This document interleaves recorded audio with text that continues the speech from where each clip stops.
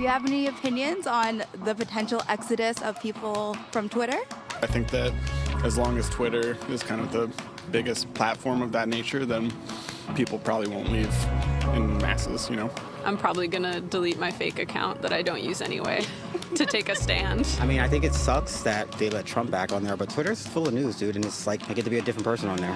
It's a place for me to spy on my ex-boyfriends and on my current ones. Yeah, you know. I had Twitter when I was a lot younger, in middle school and high school, and I used it just to follow people I didn't really know.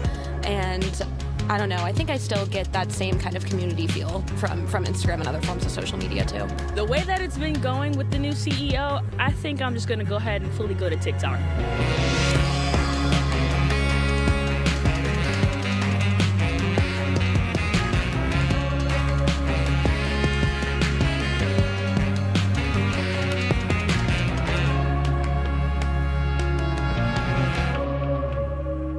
From America, I'm Kai Wright, and welcome to the show.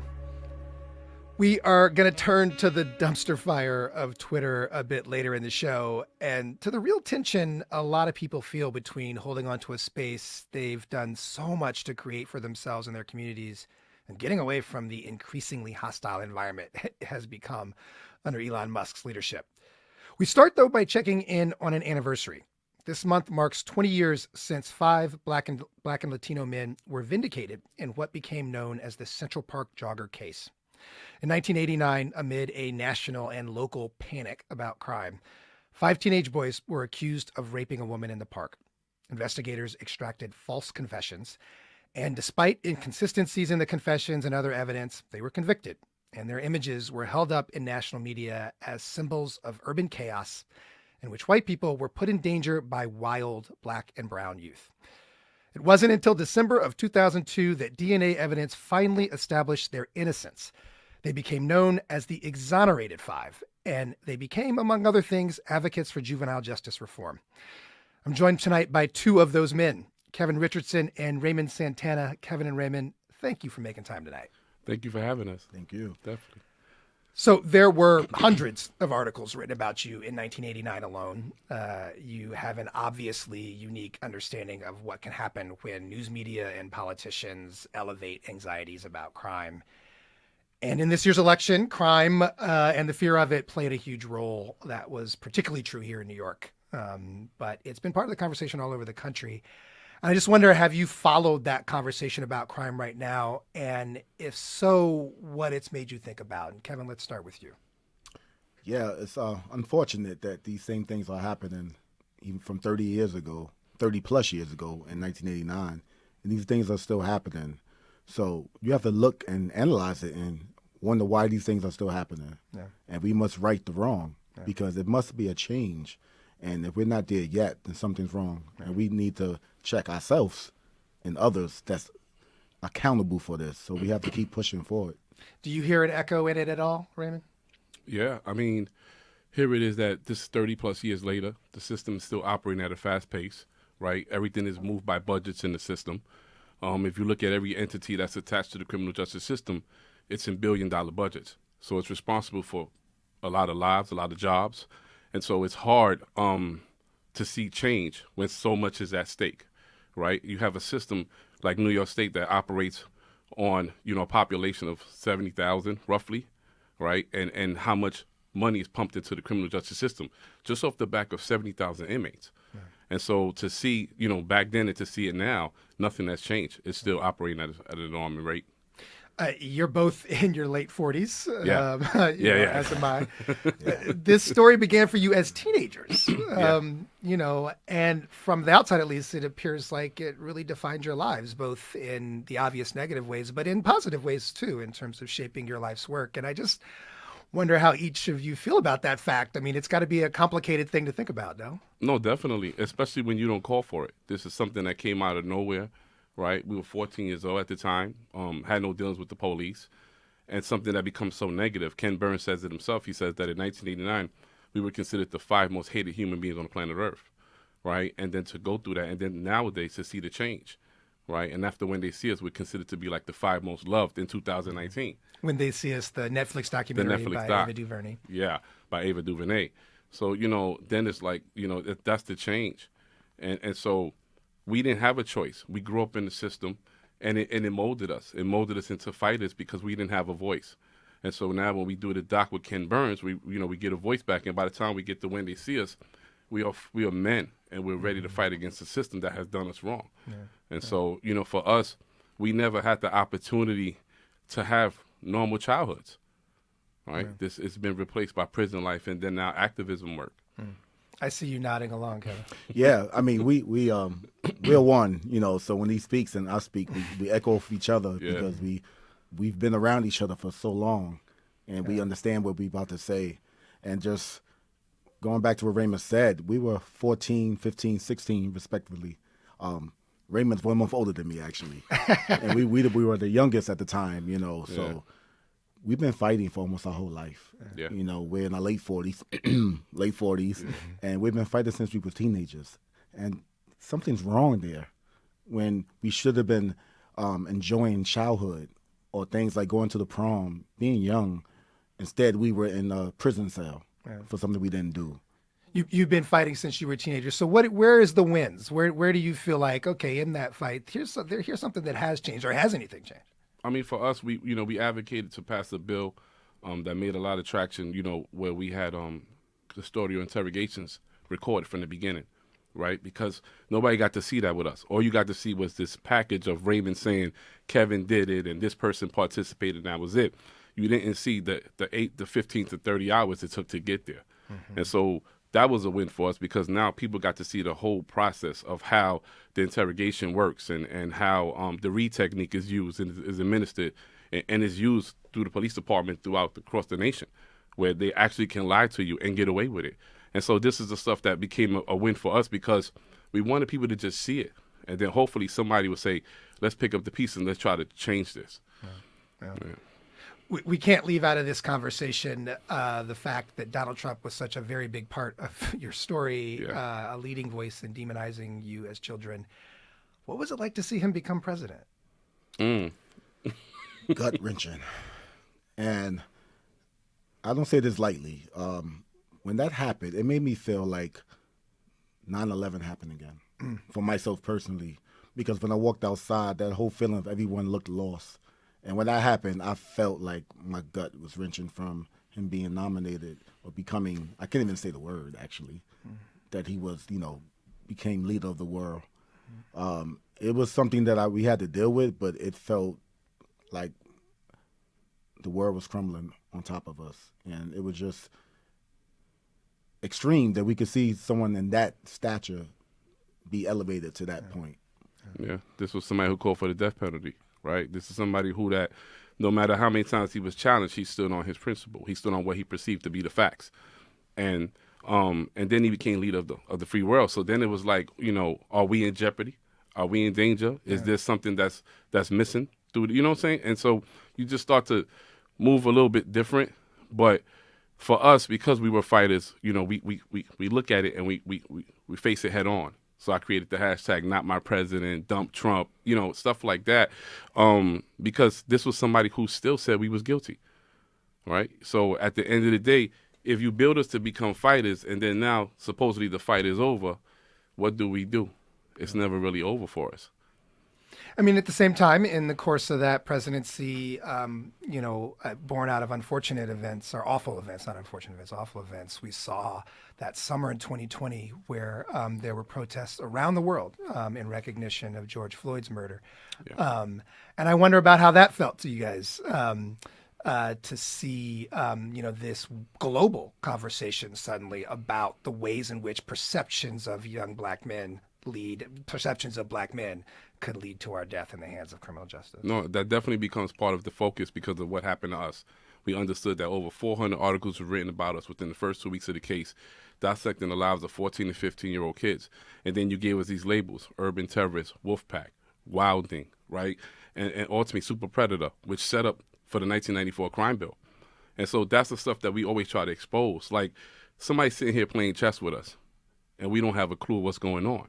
Right. And once the emotional outcry of the people is they want justice, then it's easy for the system to do something to you like it did to us and get away with it and then continuously get away with it.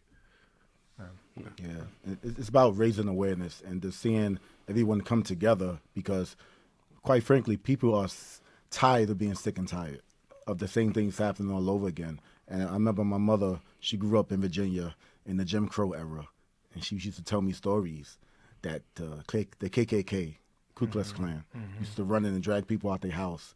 And the time that I got arrested, she said it felt like that again, that they came and dragged her son out of the streets. It was reversed. So I was dragged from the streets and put in a prison cell. That's tough to hear. That's tough to hear. Well, I mean, I'm sure she celebrated like the rest of us at 20 years ago this month. We're going to talk about Twitter in the next part of our show, both the good and the bad of it. The app has been part of your story too. I understand that's part of how you got connected to Ava DuVernay. In the last like minute and a half we got here, tell us that story. How did Twitter show up? I watched the movie Selma, and there's a scene in Selma where Coretta is confronting Dr. King about infidelity. And I was so upset because I said, who put this in the movie? This is our iconic figure. We don't do those things. And so I went and did my research, and it was a woman by the name of Ava DuVernay. And then she was a black woman with dreads.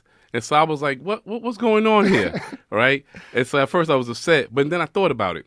And I said, she wasn't afraid to tell. If that was the truth, she wasn't afraid to speak it. And this is the person we needed in our corner. And so I had that the handle of Central Park 5 on Twitter, and I shot her a tweet. And the tweet said, what was your next film going to be? CP5, Central Park 5, and then they had all these hashtags. And she retweeted it. And so when she retweeted it, maybe about 30 days later, she DM'd me. And she said, so nobody has the rights to the film? And we said, nah, we waiting for you. And then she said, well, I'll be in New York. Maybe we can have lunch. So we had lunch, like 2 hours. And then after that, she asked, could she meet the fellas? And I knew, I said, that's it. We're here. Okay. So Twitter, we're going to get into this, y'all. Twitter has been a force for good as well. Kevin Richardson and Raymond Santana are members of what's become known as the Exonerated Five. This month marks the 20th anniversary of their vindication in the infamous Central Park jogger case that shaped so much of the public conversation about crime in the 1990s. Thanks to you both for this time and for your work. Thank you. Thank you.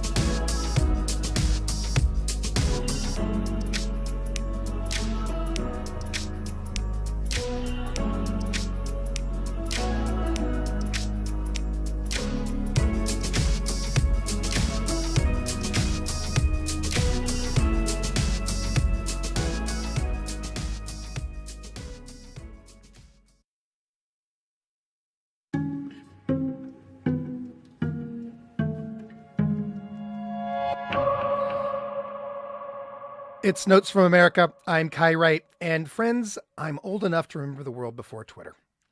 To remember that political conversation could get pretty nasty and toxic without the help of social media. And to remember how flat so much of the public conversation felt, having been filtered through the shared assumptions of it's overly white, overly straight, overly upper middle class gatekeepers. But also, I'm old enough to remember how reluctant I was to join a party that pretty quickly felt like an awful lot of shouting.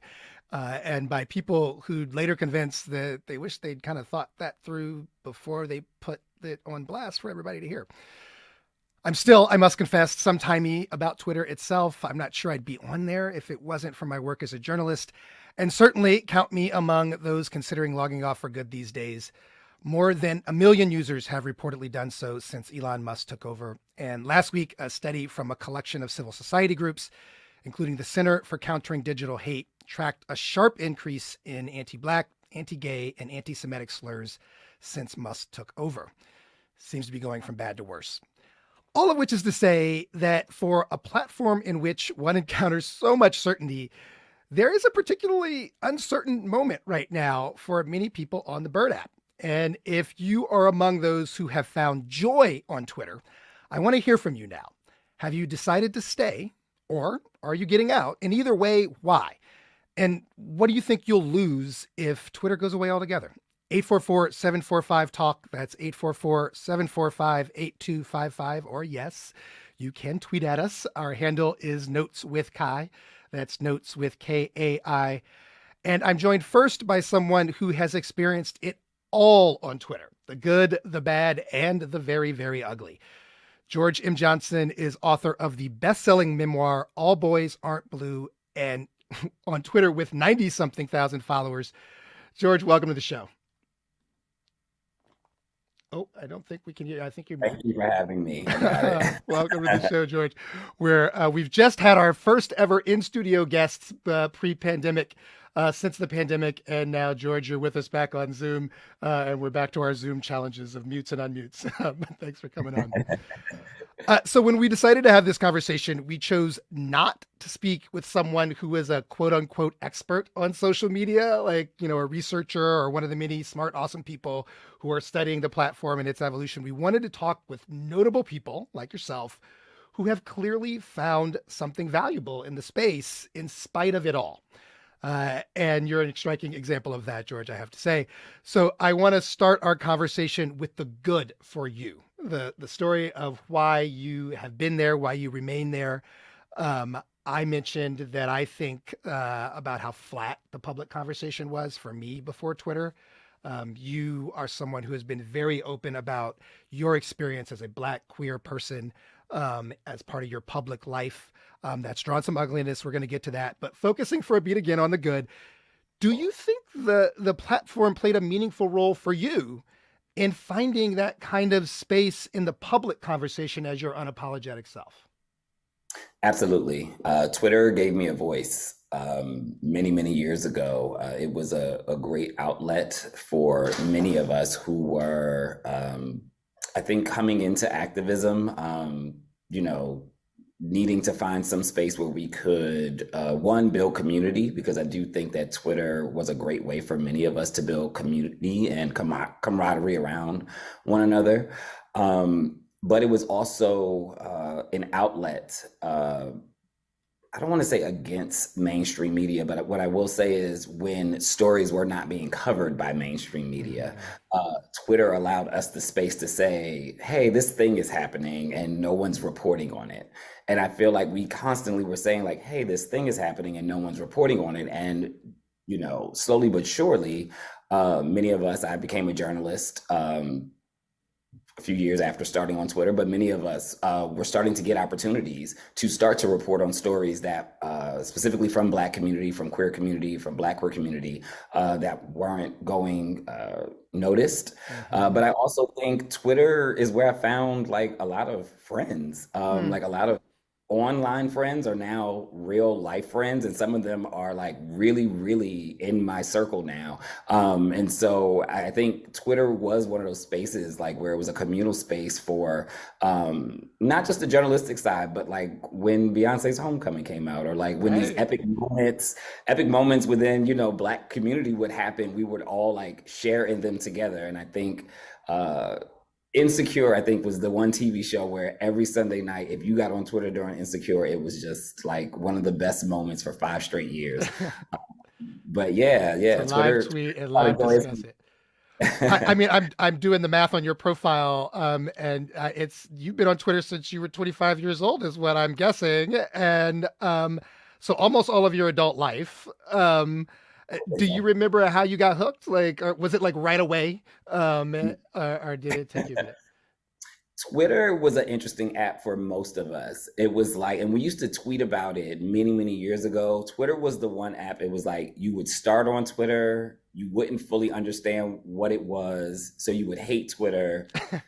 And then you would, maybe most of us, like 6 months to a year later, came back to Twitter, and then it was like, oh, I love this. Like, this is my favorite thing to do now.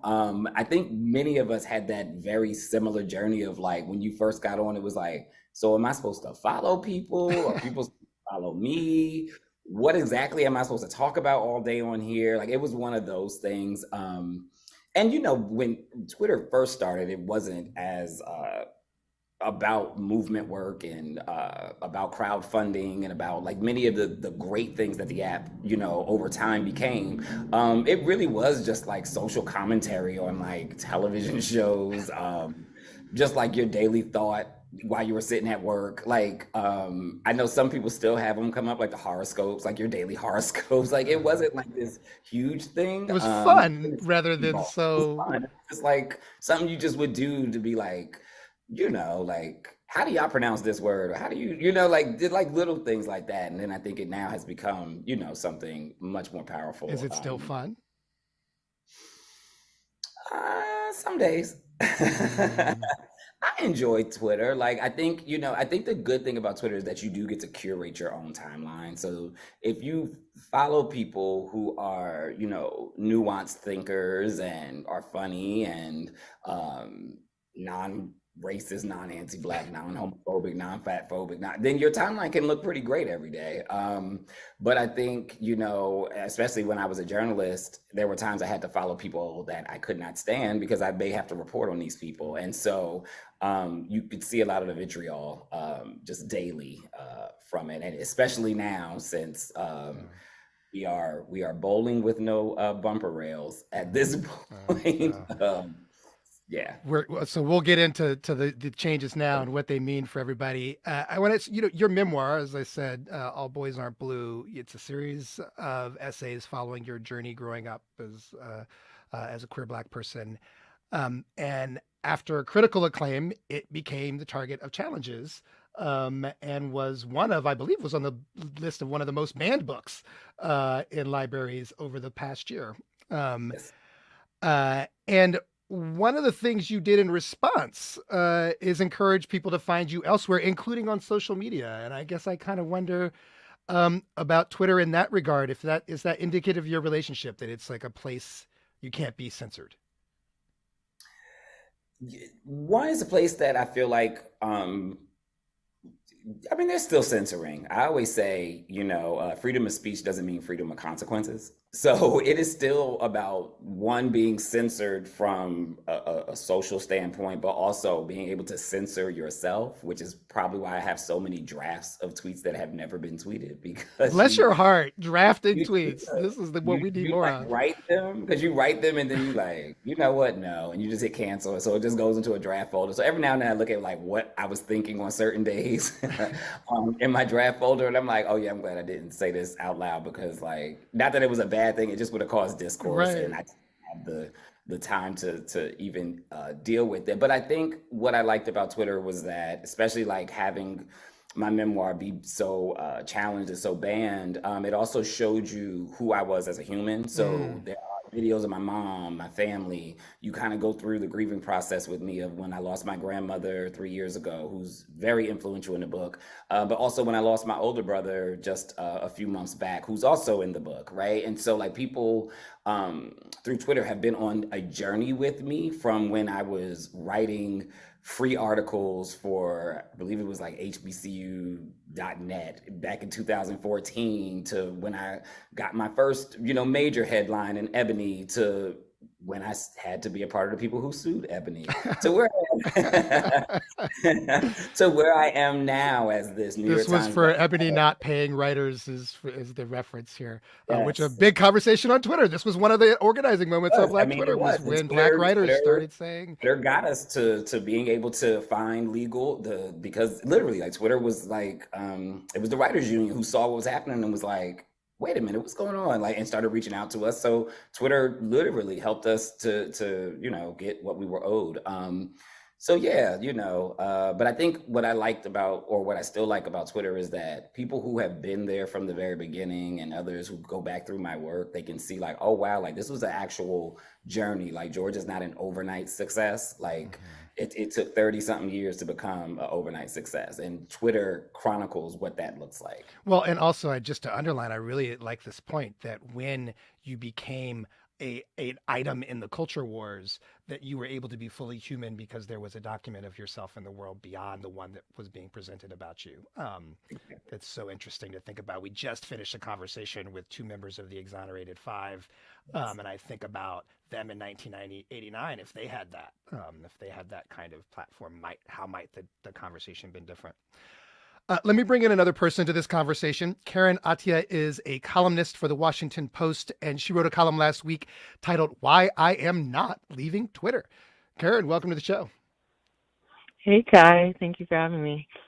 So, Karen, it strikes me that even the way we talk about and gather on Twitter is so much more explicitly tied to personal identities and communities than other social media. I mean, we call it Black Twitter, right? I'm going to tell on myself, but I never hear of Black Facebook or Black TikTok or whatever. Maybe those exist. Everyone's going to tell me I'm out of touch. But anyway, and many other communities have version of the same things, these intra-community conversations. But for people who don't use Twitter, and we must remember there are many, many millions of people who do not use Twitter, help them understand for you what you mean by Black Twitter and why it serves you.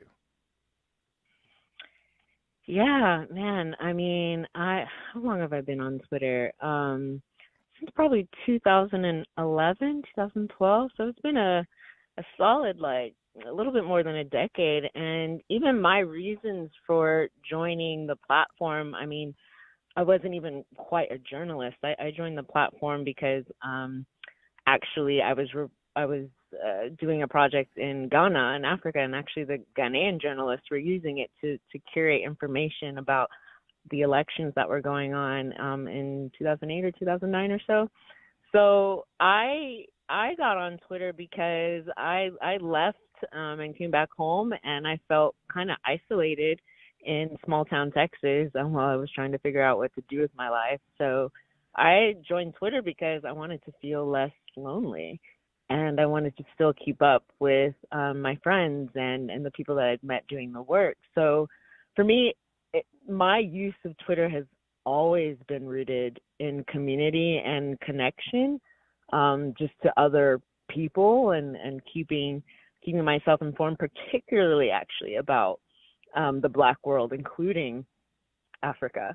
And so it's kind of a core foundational, my connection to the platform. So it's now that I'm a journalist from, 10 years later, I mean, yes, of course, it's expanded into, having to keep up a presence and engaging in sort of public discourse and all. But, like you guys are discussing in your conversation just now, I've learned about my own self as a Black woman. I remember back in, maybe it was like 2010, kind of when the natural hair movement was taking off, and Black women, we were deciding to ditch the perms. And I remember, I think it was every Sunday, there used to be a hashtag, like a natural hair chat on Twitter, and we would Black women, we would gather, use the hashtag, and we would talk about what our hair care routines were and how to like take care of our hair, because at the time there wasn't as many like products as there are now for us. And so I legit like learned how to take care of my own hair from strangers that I'd never met on So Twitter. intimate.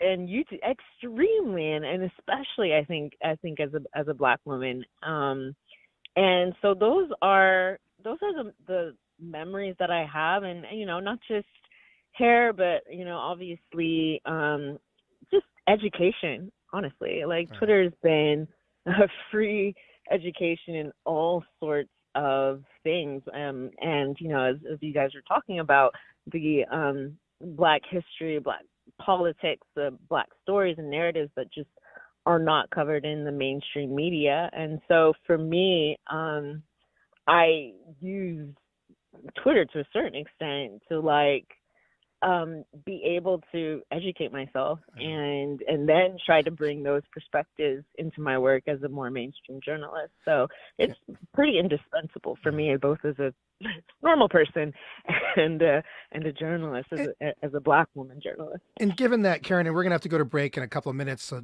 just to get the conversation started on this, I mean, so there, as I can imagine, a lot of anxiety about what's going to happen next on this platform for something as intimate as the both of you are describing. I mean, are you, I understand you're not leaving, and we're going to talk more about why, but are you concerned about the direction of the platform now? I mean, even when there was discussion that a couple of weeks ago that the site wouldn't survive past 2 weeks, I think I legit went into a grieving process, honestly. And it was because it would be a loss of that community, and so I am concerned that one day we'll log on and we just won't be able, the site will be nowhere to be found, of course, but for now, still on the ship. But short of its actual disappearance, in terms of a change in what can happen on the platform, do you feel the conversation, the things you're getting, or you're still going to be able to get? I think so. And I think it's because my timeline I've curated over the years to, for the most part, I'm looking at and listening to, Black Twitter, academic Twitter. I think I've curated kind of an experience for me that, and so far they're staying. So these voices are staying. So, but I worry. Obviously, I do worry. But I think to a certain extent now is the time that I'm trying to, those connections that I do have, make sure that they're solidified, and here's my number, here's my email, you can find me, just in case we all got to be scattered, across the digital universe. We got to take a break. I'm talking with Washington Post columnist Karen Attiah and George M. Johnson, author of the best-selling memoir All Boys Aren't Blue, about Twitter. Should we stay or should we go now? And we want to hear from you. If you found joy on the app, have you decided to stay, or are you getting out? Either way, why? And, what do you think you'd lose if you had to go? 844-745-TALK. That's 844-745-8255. Or, of course, tweet at us. More after a short break.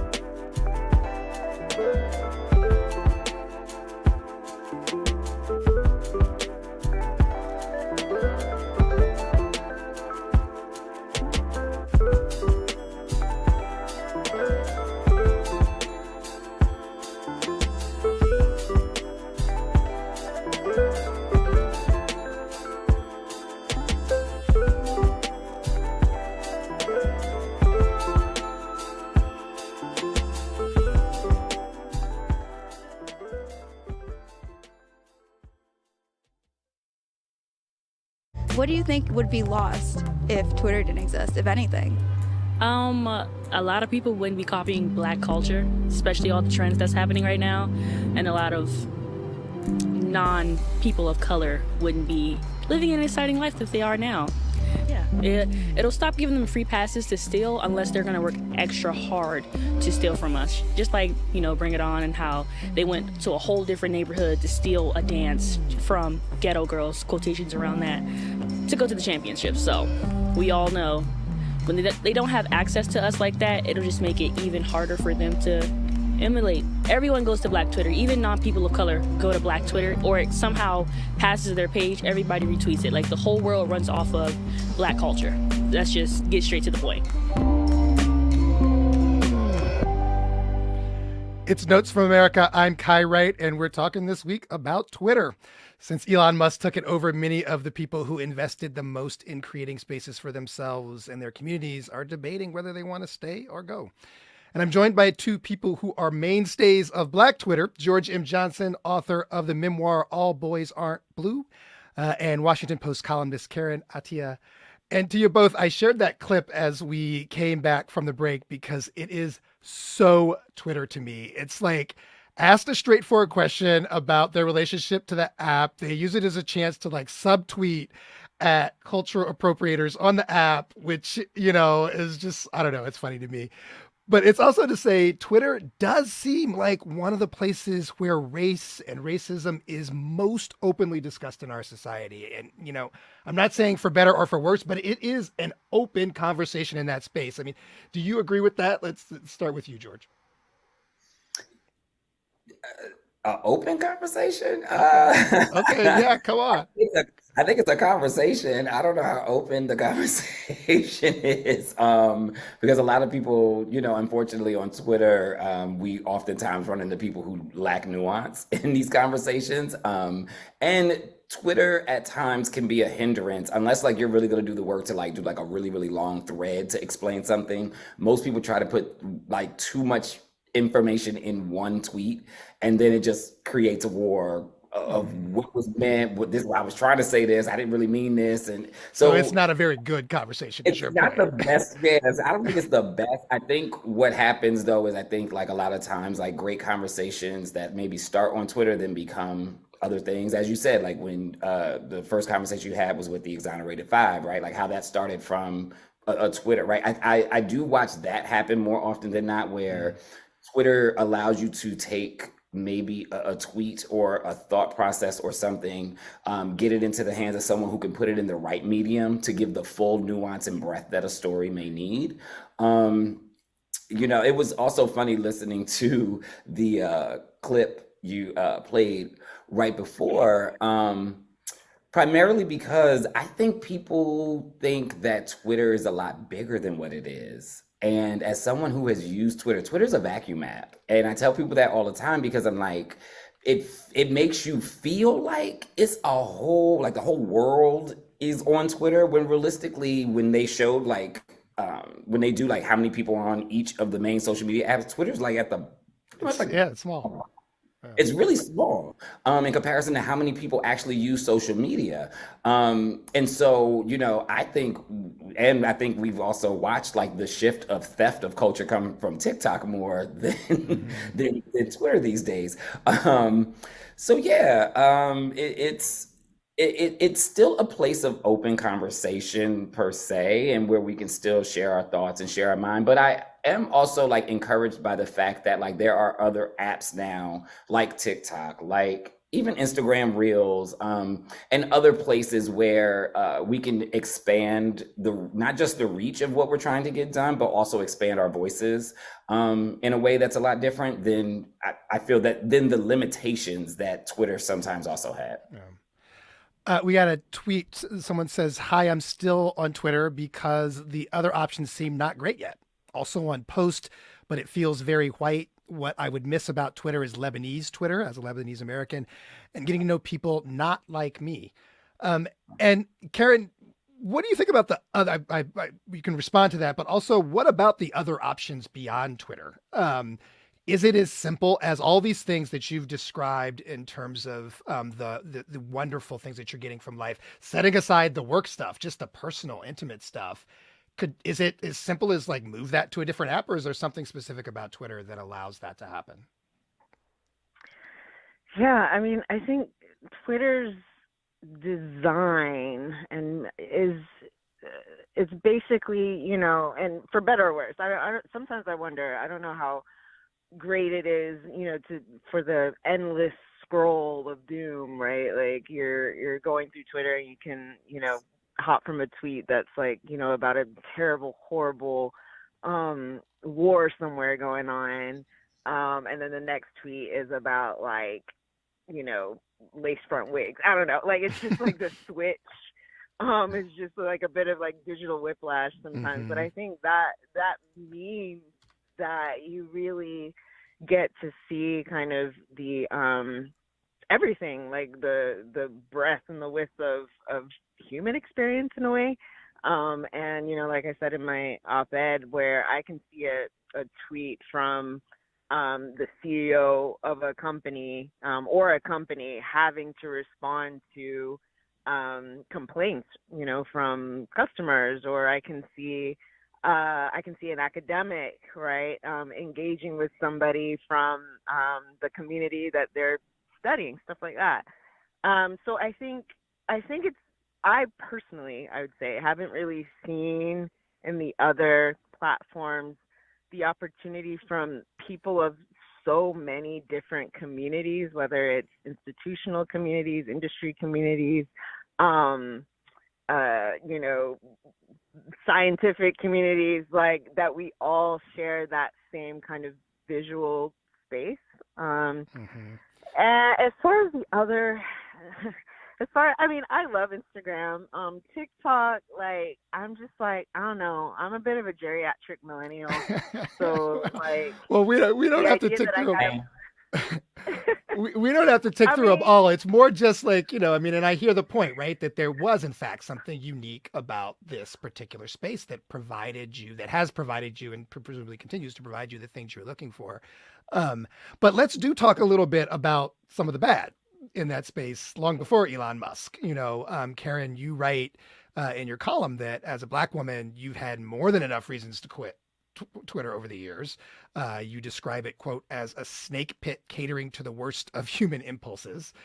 And I just think it's interesting the way help others engage in the way that you are doing, where it's, because even as we've made this call out to our listeners, most of what we're getting is like, I hate it, I'd never be on there. Everyone seems to agree that it's awful. And yet it serves you. And that's just an interesting balance. Yeah, I in general think about balance a lot. Like, look, I've been targeted by authoritarian governments. I've been targeted by the French for commenting on racism. I say all the time, people who have followed my work will know that I was pretty vocal after Jamal Khashoggi, the Saudi writer, was killed in Istanbul. And who was your colleague and you were his editor, correct? Yeah, I was his editor, and so of course, and I still continue to be vocal about his case. And for that, I was just hit with months of just bots and right-wing groups saying all sorts of vile things. And I tell people, like, they're like, "Were you afraid?" I'm like, it was rough, right? But honestly, I feel the most afraid, I think, on Twitter when I'm speaking about racism and white supremacy. And that's when I feel like, that's where I feel like I can speak and then have that sort of Black community behind me in a way. But it also, exposes me to a lot more abuse. And I think there was a study that was done that Black women receive 84% more abuse on Twitter than, say, white women do. And but this is interesting too, Karen, because the point, as people are saying right now, abusive language is spiking. And that seems to be one of the main concerns, is this change under Elon Musk about what is going to be tolerated. And you are already in a category of people who are most targeted. And so it's just interesting to hear you say, but I'm not going to go.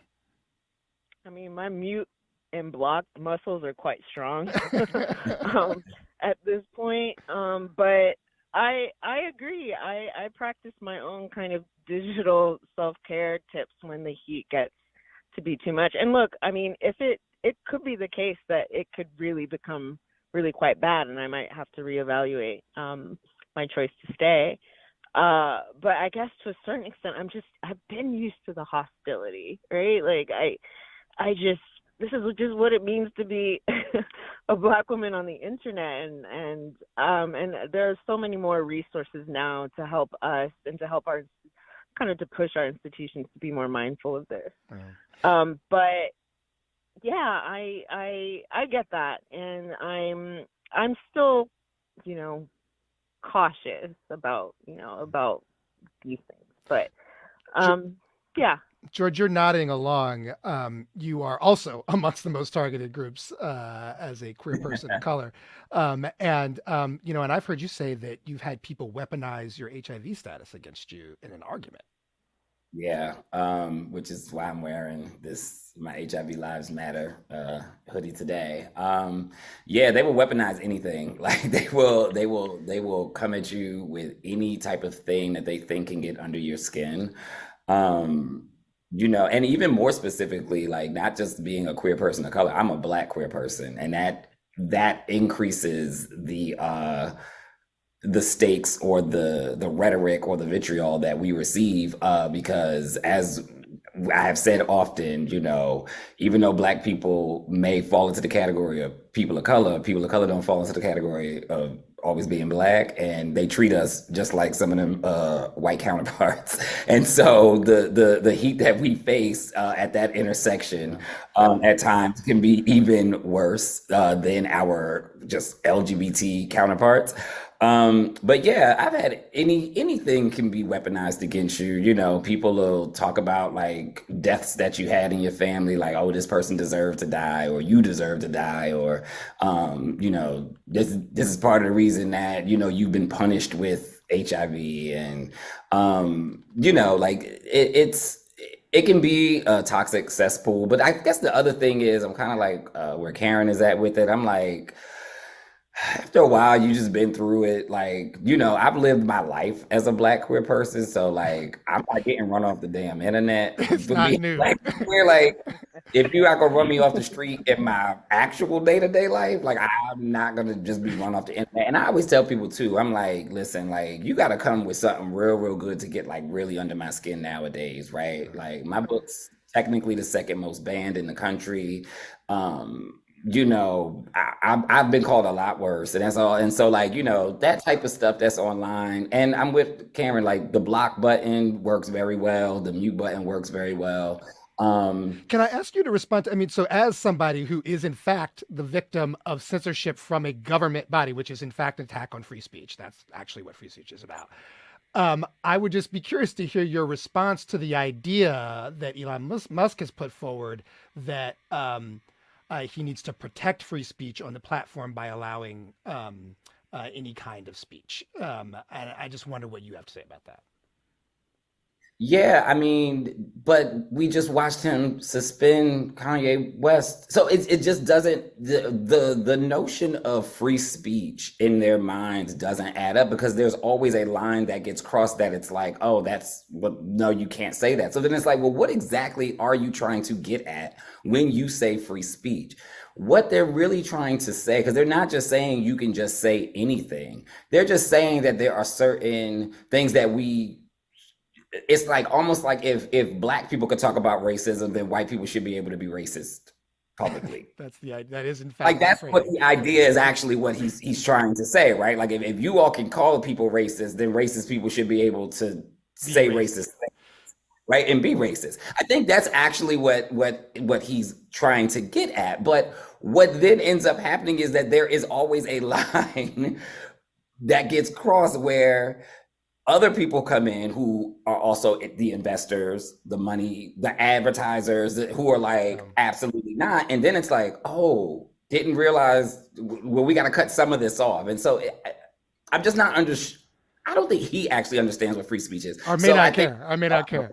I want to sneak in one phone call because we're getting really close to time, but I do want to at least get one of our listeners in here. Chloe here in Harlem, in New York. Chloe, welcome to the show.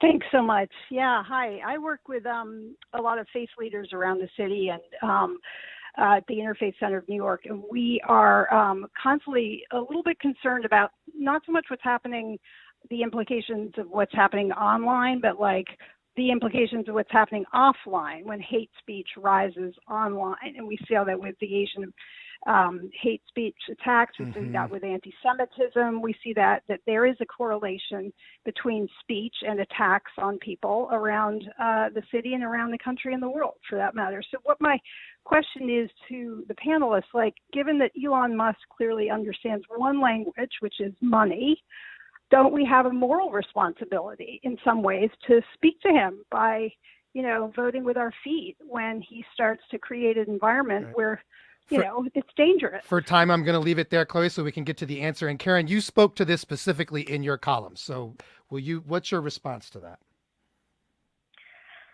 Yeah, like I said, nobody was talking about boycotting and protesting with their feet when we were being targeted all those years ago, even 2 years ago during the Black Lives Matter protests. The level of abuse was insane. I think what's happening now is because we're seeing the open anti-Semitism and because elite men are feeling threatened, liberals are feeling threatened, that all of a sudden there's a 4-alarm fire. But again, it's been a 4.5 alarm fire for Black folk, LGBT folk, women on this platform for a long time. So, I